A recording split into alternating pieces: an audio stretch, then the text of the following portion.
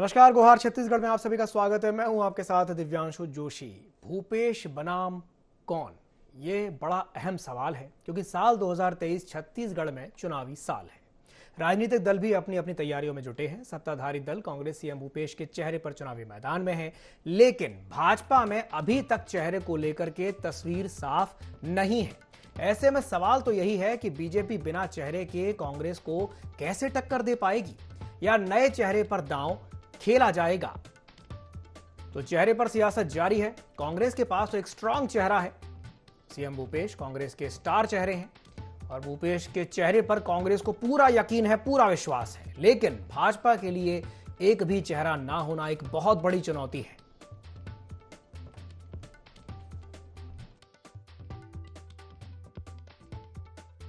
Congress party लड़ेगी चुनाव।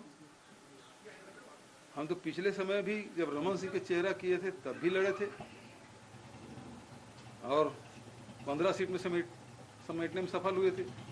जनता ने बुरी तरह नकार दिया और वही चेहरा फिर से हैं। चाहे वो कोई चेहरा ना हो, सामूहिक नेतृत्व में लड़े तो चेहरा कौन सा है? रमन सिंह का चेहरा कौन सा है? बृजमोहन का चेहरा कौन सा है? अमर अग्रवाल का चेहरा कौन सा है? राजेश मूणत का? यही चेहरे थे जो 2018 में पीट गए और वो चेहरे फिर सामने रखेंगे। उसके अलावा उनके पास है क्या? मेरा ऐसा मानना है कि भारतीय जनता पार्टी अपने आप में चेहरा है। चेहरे की जरूरत उसको पड़ती है जो कमजोर हो, चेहरे की जरूरत उसको पड़ती है जिसके पास विचारधारा ना हो। और कांग्रेस का इतिहास रहा है और चेहरों पे चुनाव लड़ी है। भारतीय जनता पार्टी भारत की जनता की पार्टी है। भारतीय जनता पार्टी एक कार्यकर्ताओं की पार्टी है। यहाँ चाय बेचने वाला अगर प्रधानमंत्री बन सकता है तो हमें किसी चेहरे की आवश्यकता नहीं है। और माननीय रमन सिंह हमारे नेता हैं, बड़े नेता हैं यहाँ पे। तो बीजेपी के पास मुख्यमंत्री भूपेश बघेल के बराबर का चेहरा आखिर कौन है, यही जानने की आज हम प्रयास करेंगे, कोशिश करेंगे और चर्चा को आगे बढ़ाते हैं। चर्चा में हमारे साथ आज 3 खास मेहमान जुड़ रहे हैं। हमारे साथ जुड़ रहे हैं अंशुल मिश्रा जो कि कांग्रेस प्रवक्ता हैं, साथ ही साथ हमारे साथ जुड़ रहे हैं KS चौहान जो कि बीजेपी प्रवक्ता हैं, और हमारे साथ जुड़ रहे हैं डॉक्टर अजय चंद्राकर जो कि राजनीतिक विश्लेषक हैं। आप तीनों ही मेहमानों का बहुत बहुत स्वागत है ID24 में। सबसे पहले मैं शुरुआत करना चाहूंगा अंशुल मिश्रा से। अंशुल जी, चुनाव में जनता ही बीजेपी का चेहरा है, ऐसा कहना है बीजेपी का, क्या कहेंगे इस पर? बीजेपी जो क्षेत्रवाद की राजनीति करती है, बीजेपी जो अलग अलग प्रकार की राजनीति करती है, वह समझ के बाहर है। बीजेपी एक राज्य में कहती है कि हमारे यहाँ पर पार्टी ही चेहरा है, दूसरे राज्य में कहती है व्यक्ति विशेष चेहरा है, तीसरे राज्य में कहती है जो प्रभारी होंगे वह चेहरा है, और पूरे हिंदुस्तान में यह कहती है कि नरेंद्र मोदी को वोट दीजिए, मोदी चेहरा है, बाकी से चेहरा नहीं है। तो बीजेपी पहले यह तय कर लेना चाहिए बीजेपी को कि आखिर वह चाहती क्या है, उसकी आइडियोलॉजी क्या है। और छत्तीसगढ़ के परिप्रेक्ष्य में आपको मैं बात बता देना चाहता हूं कि छत्तीसगढ़ के परिप्रेक्ष्य में भी बहुत सारे चेहरे हुए करते थे बीजेपी के पास। 2018 में हमने उनको लेकर चुनाव भी लड़ा था, लेकिन वह वो धराशायी हो गए। आज दिनांक में पूर्व मुख्यमंत्री को अगर यह कहना पड़ता है कि बीजेपी की तरफ से छोटा मोटा चेहरा मैं हूं और उन्हीं के संगठन में उनका इतना बड़ा विरोध हो जाता है, तो यह सोचने वाली बात है। कहीं ना कहीं ऐसा लगता है कि बीजेपी की स्थिति और वस्तु स्थिति ठीक नहीं है। और राजनीति शास्त्र में अगर यह कहा जाता है कि अगर आपका विपक्ष आपके कर्मों द्वारा नस्तनाबूद हो जाता है, तो यह समझ लेना चाहिए कि कहीं ना कहीं जनता जनार्दन ने और बाकी विपक्षी दलों ने आपके ऊपर टिक मार्क कर दिया कि जो मौजूदा सरकार है वह कहीं ना कहीं बहुत उम्दा काम करती हुई नजर आ रही है। इसलिए कहता हूं कि भूपेश है तो भरोसा है, भूपेश था तो भरोसा था। और बीजेपी को कहता हूं कि मत पूछ कि क्या हाल है मेरा तेरे आगे, बस देख कि क्या रंग है मेरा तेरे आगे। चलिए ठीक है, चौहान साहब क्या कहेंगे अंशुल जी की बात पर? दिव्यांशु जी, सबसे पहली बात यह है कि यह सवाल किसका है? जनता का है क्या? जनता के पास जब हम अपने केंद्र की जो उपलब्धियां हैं, जो हमारे काम है भारतीय जनता पार्टी के, वो हम जब बताने जाते हैं और जब राज्य सरकार की, भूपेश सरकार की जब कमियां गिनवाने के लिए जाते हैं, तो जनता ये नहीं पूछती है पहले अपना चेहरा तो बता दो कि मुख्यमंत्री का चेहरा कौन है, तब हम आपकी बात सुनेंगे ना। ये क्वेश्चन जो है वो विरोधी पार्टियों का है, क्योंकि उन्होंने अपनी रणनीति बनानी है। ये और दूसरी बात ये है कि भारतीय जनता पार्टी का चेहरा है, चेहरा उसके काम का है, चेहरा उसकी टीम का है, चेहरा उसकी सोच का है, चेहरा उसकी विचारधारा का है। अब ऐसा चेहरा आप कांग्रेस में कहाँ लाएंगे? तो जो भारतीय जनता पार्टी की सोच क्या है, विचारधारा क्या है, पहले ये देखो। भारतीय जनता पार्टी की सोच और विचारधारा ये है कि वो खिलाड़ी को महत्व से ज्यादा खेल को महत्व देती है, और खेल से ज्यादा वो उसके लिए जो प्रदेश के काम आ सके, जो देश के लिए काम आ सके, जो पार्टी के लिए काम आ सके, उसको महत्व देती है, और साथ में लेके चल सके उसको महत्व देती है। ऐसा नहीं होता है कि आप हेलीकॉप्टर छीन रहे हैं, आप किसी के क्या बोलते हैं कुछ के कुर्ते ही फाड़ रहे हैं, आप चौहान राजीव साहब, भवन में लड़ाइयां ही करवा रहे हैं। चौहान मतलब साहब ऐसा नहीं होता है। जी जी जी जी जी जी जी अभी आपने जी जी कहा जी, कि बोलिए। महत्व यहाँ पर खिलाड़ी का नहीं है, खेल का है, लेकिन खेल कैसे हो जाता है वो कई राज्यों में हमने देखा कि सरकार किसी और की बनी और बाद में खेल हो गया। मध्य प्रदेश ही उसका उदाहरण है, ज्यादा दूर जाने की सुनिए आवश्यकता नहीं सुनिए है। सुनिए तो सुनिए, लेकिन मेन वो बात खेल क्या कैसे है हो कि जाता है, थोड़ा उस पर भी प्रकाश डालिए। और दूसरी बात ये भी है कि जब चुनाव आते हैं तो अभी भी जैसे जब 23 में चुनाव होंगे तो कहा जाता है कि भाई मोदी सबसे बड़ा चेहरा है। भाई बीजेपी का ब्रांड सबसे बड़ा कौन है? मोदी चेहरा है। तो क्या ये कहा जाए कि मतलब क्या छत्तीसगढ़ में है? जो चुनाव होगा क्या वो भी मोदी के ही चेहरे पर लड़ा जाएगा? क्या बीजेपी मोदी के ही चेहरे पर दिव्यांशु चुनाव लड़ेगी? जी, दिव्यांशु जी, मोदी क्या है? कोई चेहरा शख्स नहीं। चेहरा है। मैं बोल रहा हूँ, मोदी कोई शख्स नहीं है, मोदी कोई चेहरा नहीं है। वो क्या चेहरा है? वो मोदी अपने चेहरा नहीं काम है। का चेहरा है। मोदी चेहरा नहीं है। सुनिए मेरी बात, मैं बता रहा हूँ ना जी जी आपको। जी जी मैं बता रहा हूँ मोदी क्या है। मोदी को क्यों पूछते हैं लोग? मोदी के लिए मोदी को चेहरा क्यों बनाते हैं? मोदी क्यों बताते हैं? क्योंकि वो जो काम है पीछे, जो विचारधारा है पीछे भारतीय जनता पार्टी की, वो उसको दर्शाता है। इस वजह से मोदी चेहरा बताते हैं। क्योंकि वो काम जो है, जो हम विचारधारा लेके चल रहे हैं, जो सोच लेके चल रहे हैं, वो दर्शाता है मोदी। इसलिए हम बोलते हैं कि उसको वो कमल भी उस काम को दर्शाता है। ठीक है। इसलिए हम बोलते हैं कि हमारा कमल है, हमारा कमल चेहरा है, हमारा मोदी चेहरा है, इसलिए बोलते हैं ना। और दूसरा जो मैंने आपको मेन बताया कि यहां पर खिलाड़ी को महत्व नहीं, खेल को महत्व दिया ठीक। जाता है। जब आप खिलाड़ी को महत्व देंगे ना, तो आप 400 सीटों से 50 सीटों में लुढ़क जाएंगे। आप जहां पर मुख्यमंत्री बनाते थे, वहां पर 2% की आपकी वोट रह जाएगी और 2 सीटें रह जाएगी। उसके बाद आप प्रेस कॉन्फ्रेंस दिखाने के मुंह भी नहीं दिखा सकते प्रेस कॉन्फ्रेंस को। ऐसी नौबत आ जाती है। अगर आप खेल को अगर महत्व देते हैं, तो आप कहीं जाके 2 सीटों से 304 में पहुंच जाते हैं, 303 में पहुंच जाते हैं, 400 तक पहुंच सकते हैं, ऐसा पहुंच सकते हैं। आप एक बात बताइए, विराट कोहली बहुत अच्छा खिलाड़ी है, ठीक है, विराट कोहली को हटा दिया गया। विराट कोहली अच्छा नहीं खेलता था, बिल्कुल अच्छा खेलता था, लेकिन उस समय क्या स्थिति थी कि शर्मा को लाया जाए, वो जो देश के लिए सही हो, वो जो पार्टी के लिए सही हो, जो जनता के लिए सही हो। इस वजह से वो चेहरा सामने आता है, वो परिस्थितियां देखती है। लेकिन कहने का मतलब ये है, जी जी जी चौहान साहब, तो आप ये कहना चाहते हैं कि चेहरे को महत्व ना दे करके जो दूसरी रणनीतियां हैं उन पर अभी बीजेपी काम कर रही है। चलिए ठीक है, मैं इसी को लेकर के एक प्रतिक्रिया डॉक्टर अजय चंद्राकर से भी ले लेता हूं। अंशुल जी, मैं आपके पास वापस आऊंगा। डॉक्टर चंद्राकर, क्या ये कहा जाए कि चेहरे पर दांव ना खेलते हुए बीजेपी दूसरी रणनीतियों के तहत इस चुनाव को जीतना चाहती है?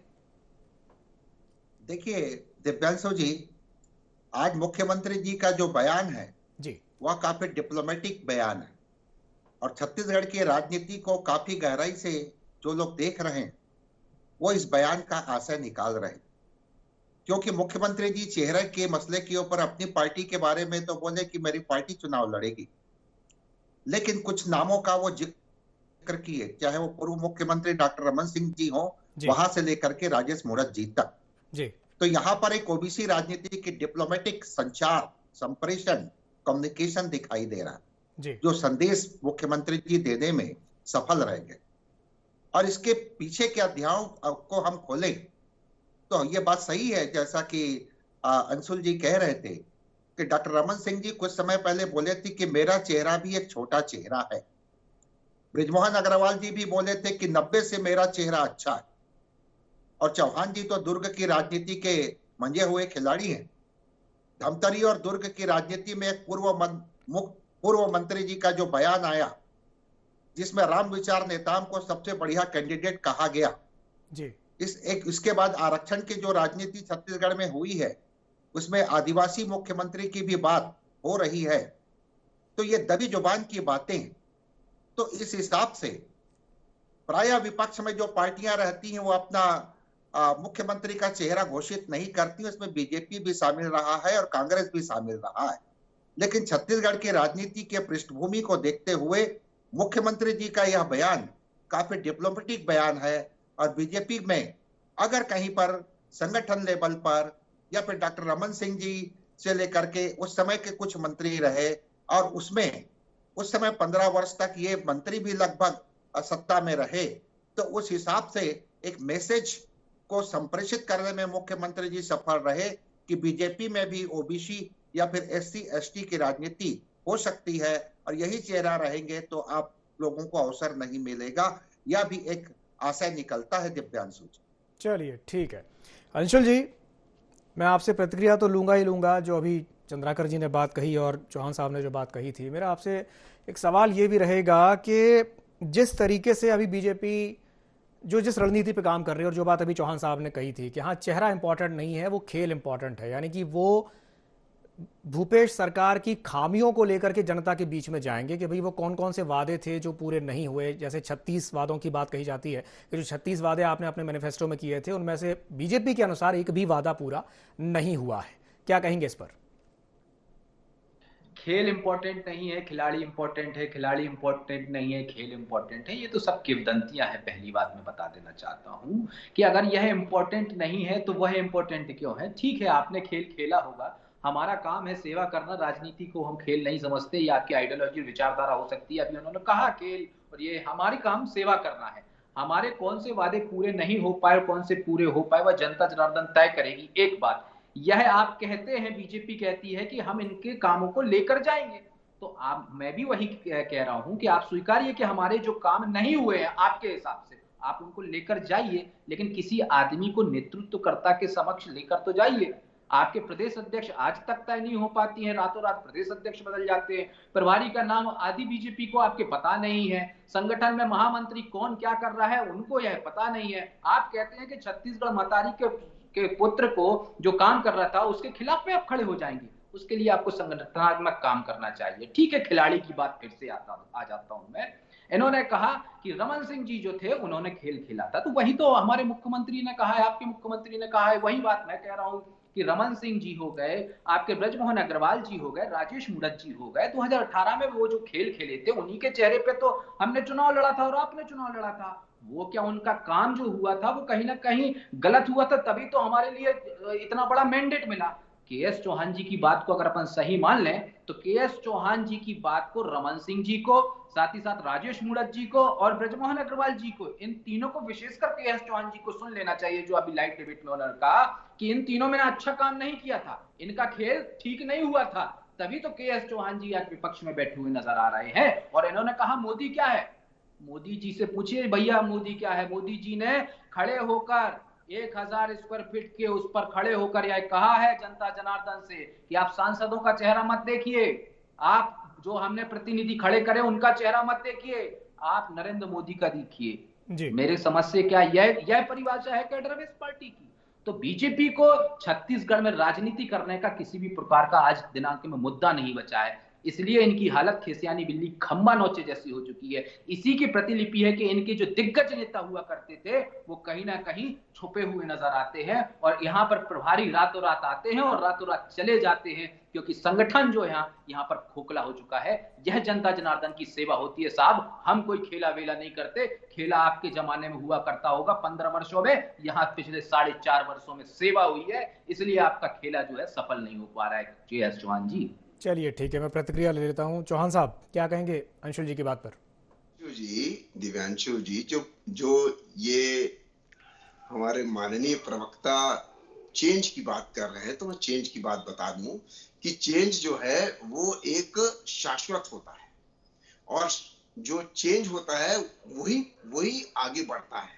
और जो रुक जाता है वो देखो, सड़ एक जाता सेकंड है, इंटरप्ट जैसे करूंगा। कि आपने मेरी बहुत बात अच्छी सुनिए, बात नहीं की। आप एक सेकंड इंटरप्ट ये करो। दिव्यांशु जी, मिश्रा जी दिव्यांशु मिश्रा जी जी, मिश्रा please, जी प्रश्न है। मिश्रा जी मैं आपको please, बोलने का मौका please, दूंगा, मैं आपको दूंगा ये बोलने का गलत मौका बात- दूंगा। चौहान साहब को ये अपनी गलत बात पूरी बात- करने दीजिए, उसके बाद मैं गलत बात आपको है। मौका दूंगा। जी चौहान साहब बोलिए। जो जो चीजें रुक जाती हैं वो सड़ जाती हैं। हमने देखा है, हमारे छत्तीसगढ़ में ही देखा है कि 50 साल से सिर्फ एक ही घर को टिकट मिल रही है।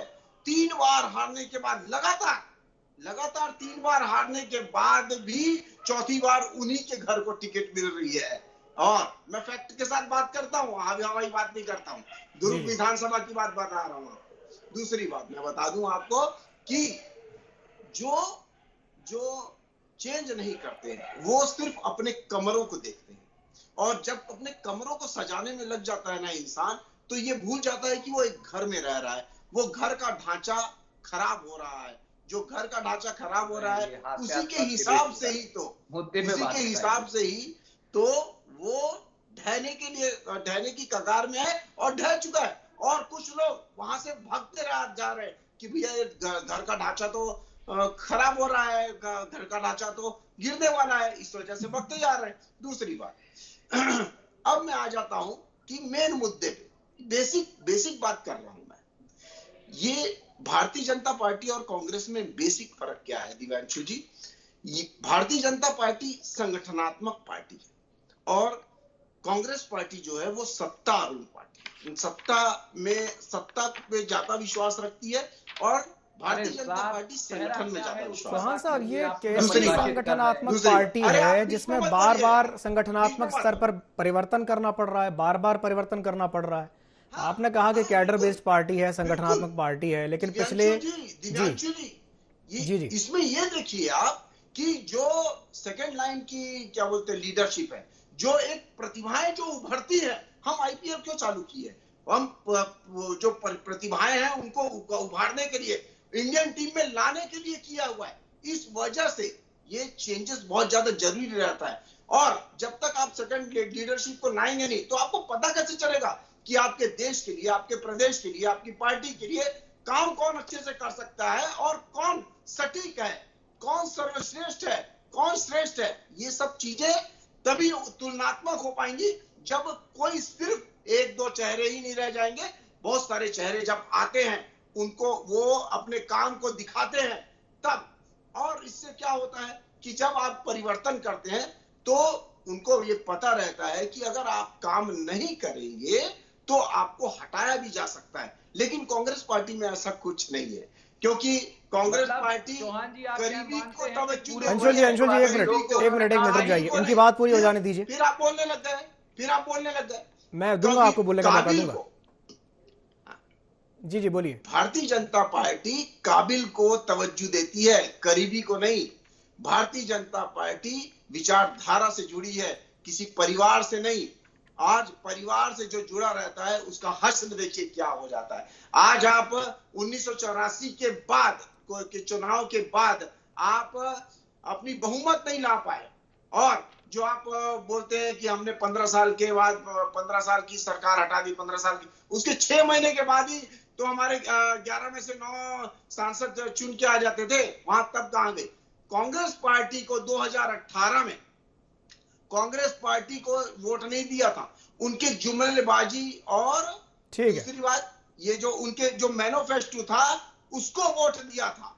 इस वजह से आज जो 40% जो इनके विधायक हैं, चुने हुए विधायक हैं, वो हार रहे हैं चुनाव। इस वजह से मुख्यमंत्री जी अपने क्षेत्र का दौरा करने निकलते हैं। ये उनका सर्वे है। उसके बाद संगठन और सत्ता की जो लड़ाई है वो हम सब ने देखी है।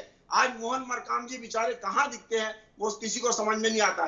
जो कभी मुख्यमंत्री की रेस में थे आज उसको राज्यसभा की टिकट नहीं मिलती है। ये होता है अगर आप खिलाड़ी को आप तवज्जो देते हैं। आज चलिए ठीक है चौहान साहब, ठीक है। आपने बहुत ही राज्यसभा की टिकटें आप नहीं दे सकते। जी भूमिका आपने बहुत लंबी चौड़ी बना दी है। चलिए ठीक है चौहान साहब, ठीक है। अंशुल जी अपनी बात पूरी कीजिए। हाँ, वही मैं सोच रहा था कि मेरे को ऐसा लगा कि अपन चेहरे पे मुद्दे पर बात करने आए हैं, पता नहीं कौन सी बात कर देते, क्यों खिसियानी बिल्ली कम बनोचे होते हैं। महोदय, सत्यता तो ये है कि आपने चौहान साहब अब उनको तो बोलने दीजिए। जी जी बोलिए अंशुल जी, बोलिए। आप पहले इनका रोना पूरा हो जाए, फिर मैं हंसमुख तरीके से जवाब दूंगा, ठीक नहीं है? नहीं, अब रो मैं आपको नहीं रहे जवाब हैं, देता वो हूँ। अपनी बात रख रहे हैं। रोना आप रो रहे हैं, है ना? चौहान जिसको अगर रोना सुनिए बोलते हैं आप, चौहान रोना नहीं चौहान होता है, साहब रुलाना होता है। अरे ठीक है सुन तो ठीक है ठीक लीजिए। है, चलिए फिर ठीक है हंस ठीक है रहे ठीक हो है आप। ठीक है सच ठीक बता रहा है हूं। ठीक है अंशुल जी। अरे ये रोना अरे, नहीं होता, ये रुलाना होता मैं है। तो चुप हूँ आप साहब। रो रहे हैं ना, तब क्या हो रोने गया की आपको? बात करते हैं। ठीक है दीपांशु ठीक जी है ठीक है समझाइए। ठीक है। हाँ, ऐसा होता है। समझाइए। जी जी, चलिए, दीपांशु ठीक जी है। थोड़ा आप भी चेहरे की बात ठीक है करिए। चौहान साहब, चौहान साहब अब उनको अपनी बात पूरी बात करने पर दीजिए। तब जी जी भी कर- अंशुल जी, बात अपनी बात पूरी कीजिए। नहीं, बात अगर वो मुद्दे की करेंगे तब मैं करने दूंगा। अरे मैं तो नहीं करने दूंगा चौहान बात। साहब सुन जो तो लो फालतू की भैया। बात करेंगे अरे तो नहीं करने दूंगा। दीपांशु जी थोड़ा सा नहीं, नहीं। अपने कैमरामैन से कहिए, शायद कुछ कैमरामैन से नहीं करेंगे वो। आवाज नहीं, करंट लग गया उनको। जी जी जी, चलिए ठीक है ठीक है ठीक है। मैं जवाब वापस से बहस पे आते हैं, डिबेट पे आते हैं। जी मोहन मरकाम जी कहाँ है, ब्रजमोहन जी कहाँ है, भूपेश बघेल जी कहाँ है, सबका जवाब देता हूं मैं, सबका जवाब एक सेकंड में देता हूं। चौहान साहब सुनिए, सबसे पहले आपने कहा कि हमारी जो पार्टी है वो कैडर बेस्ड पार्टी है, पुराने नेताओं को हटा के हम लोग नया नेता लेकर आते हैं। तो सारे पुराने नेताओं से, बीजेपी के पुराने नेताओं से मैं कह देना चाहता हूं कि के.एस. चौहान की सशक्त बात को याद रखना। जो आप कहते हैं कि हम आधारशिला है छत्तीसगढ़ की राजनीति के, तो आप आधारशिला नहीं है महोदय। के.एस. चौहान जी की जो विचारधारा है वह आधारशिला है, एक बात।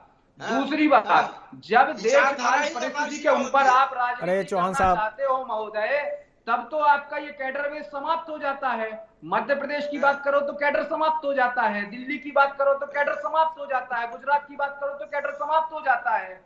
और जहां आपको मुंह की खानी पड़ती है, ब्रजमोहन को मुंह की खानी पड़ती है, रमन सिंह को मुंह की खानी पड़ती है, क्योंकि छाती चौड़ी करके भूमि पुत्र, किसान पुत्र यहां पर मेहनत करता है, तो आप वहां कैडर बेस हो जाते हैं। जनता जनार्दन को बेवकूफ समझना बंद करिए। 2018 में नवरत्नों ने हमारे साथ मिलकर चुनाव लड़ा था। क्या मुंह की खानी पड़ी है चौहान जी? थोड़ा चश्मा उतार कर देखिए। मुस्कुराहट एक दिया है, लिया कीजिए महोदय। चलिए, ठीक है, और ठीक दिया है। कीजिए, ये मुझे बहुत अच्छा लगा। ठीक है, लेकिन ठीक है। सत्यता की बात करिए। आप मुझे ये बताइए सत्यता कि की बात आपकी करिए। प्रभारी कौन है? आप मुझे ये बताइए कि आप में जो बदलाव होता है उसका नियमावली क्या है? रातों रात कैसे बदल दिया जाता है? भारतीय अरे युवा मोर्चा का आप वो कह रहे हैं कि आवश्यकता के हिसाब से बदलाव करते हैं। भारतीय युवा मोर्चा का प्रदेश अध्यक्ष आपको एक क्या रैली पता करता कि है बदलाव जिसमें वह होता सफल क्या नहीं हो है? पाता और रातों रात बदल दिया जाता इसीलिए तो है। 400 आज दिनांक को मेरे 50 साथ प्रवक्ता सीटों में बना आ बैठा है। ठीक है, ठीक है, चलिए, ठीक है। आपको क्या पता बदलाव क्या ठीक है, होता अंशुल जी। चौहान जी, जी, जी। अंशुल जी, चौहान साहब, चौहान शर्म साहब। करना सीख जाइए छत्तीसगढ़ के मतारी के शर्म- पुत्र से। आपकी ठीक है, बात चलिए, ठीक है, ठीक है। ऐसा- डॉक्टर जी जी जी जी ठीक है, डॉक्टर चंद्राकर से मैं अंतिम और संक्षिप्त प्रतिक्रिया चाहूंगा कि जिस तरीके से हम ये देख रहे हैं डॉक्टर चंद्राकर के कई बड़े नेता भी छत्तीसगढ़ आ रहे हैं और कार्यकर्ताओं को रिचार्ज करने का काम कर रहे हैं, तो मेरा आपसे सवाल यह है कि इसका कितना असर पड़ेगा आने वाले समय में? देखिए दिव्यांशु जी। जी, छत्तीसगढ़ की राजनीति की बात करें तो बीजेपी चूंकि 5 साल से सत्ता से बाहर है, इसलिए किसी का चेहरा प्रतिपक्ष में जो पार्टियां रहती हैं जी। प्रायः नहीं रखती हैं, और उनका उद्देश्य रहता है कि अपने कार्यकर्ताओं में जोश भर करके पुनः सत्ता में वापसी के लिए प्रयास करना। जी। केंद्रीय नेतृत्व की बात है तो बीजेपी तो 24 घंटे हम कह सकते हैं चुनाव के मूड में रहती चुनावी है, मूड में रहती है। और जी, जी। पांच रेंटल उनके जो नोटेड मंत्री हैं उनका एक समिति बनाया गया है, जिसमें प्रेसिडेंट नड्डा साहब भी हैं, अमित शाह जी भी हैं, या फिर योगी जी भी हैं, राजनाथ जी हैं। तो इस तरह से और इसमें संतोष जी, तो ये तो रिचार्ज करने आएंगे ही। और निश्चित रूप से आज चौहान जी एक बहुत शानदार लाइन बोले हैं दिव्यांशु जी, जो कि मार्केबल है कि संगठन लेवल पर हो या कोई भी हो, जी, जो जी। जनप्रतिनिधि हैं उनको अपना परफॉर्मेंस दिखाना पड़ेगा। उनके बिल्कुल परफॉर्मेंस से अगर बिल्कुल, ये पार्टी आपने बहुत संतुष्ट बड़ी नहीं बात है कही, तो बहुत उसे सही बात चेंज कही कर है। सकती है। जी जी जी, डॉक्टर चंद्राकर, जो जनप्रतिनिधि हैं उनको अपना परफॉर्मेंस दिखाना ही पड़ेगा। आप तीनों मेहमानों का हमारे साथ जुड़ने के लिए बहुत बहुत धन्यवाद। तो बड़ा सवाल आखिर यही है कि मुख्यमंत्री भूपेश बघेल के बराबर का चेहरा आखिर कौन है? ये बहुत जल्द ही क्लियर हो भी सकता है या नहीं भी हो सकता है, क्योंकि बीजेपी जिस तरीके की रणनीति पे काम कर रही है उससे लगता तो नहीं है कि बीजेपी कोई चेहरा घोषित करेगी। यह भी हो सकता है कि बीजेपी पीएम मोदी के ही चेहरे पर चुनाव लड़े। अब यह देखना होगा कि आखिर क्या कुछ आगे रणनीति देखने को मिलती है बीजेपी की इस चुनाव में। तो गुहार छत्तीसगढ़ में फिलहाल के लिए इतना ही। मुझे दीजिए इजाजत और आप बने रहिए IND24 के साथ। नमस्कार।